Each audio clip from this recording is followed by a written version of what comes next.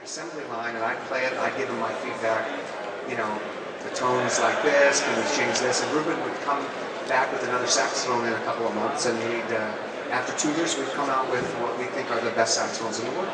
So we have two saxophones that we're debuting. One is called the G Series, one is called the E Series. The G Series is more of the professional, the most expensive saxophone, and the E Series is basically our quest to take the quality and the sound of a professional saxophone and put it into an educational saxophone, where it's priced so that kids can buy something where their parents, you know, they're not going to spend $6 or $7 grand necessarily on their first saxophone.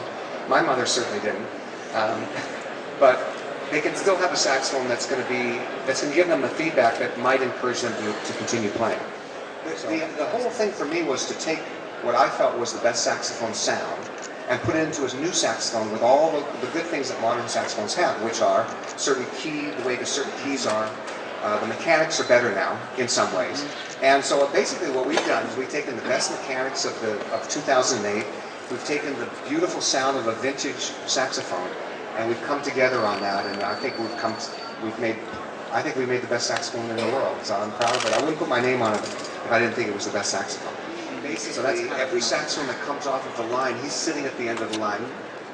Literally sitting at the end of the line. They hand him the saxophone. Now Ruben will go through the saxophone.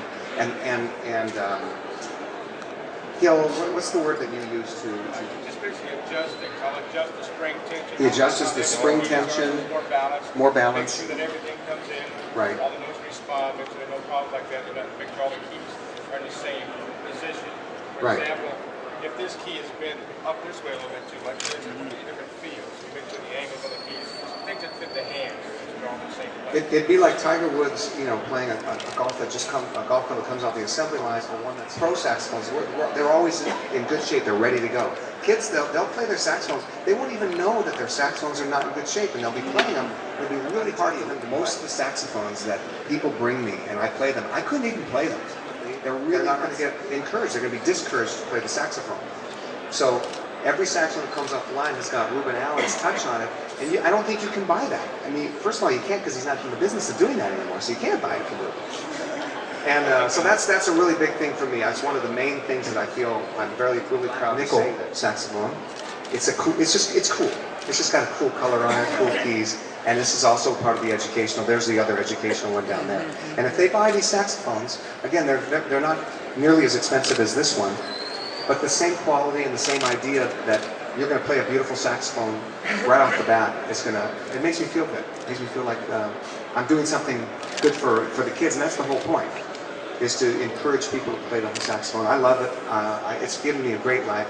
If I can share that with the young students, that's a great thing. And all saxophone thumb rest.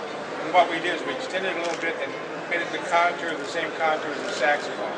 So when you lay your thumb on here, the tendency is to do this, which puts tension in your hand. With the curve, your hand just lays there. You don't have to do it. The thumb gets so comfortable, your hand gets more relaxed, so you're able to play the saxophone better. Does that sum it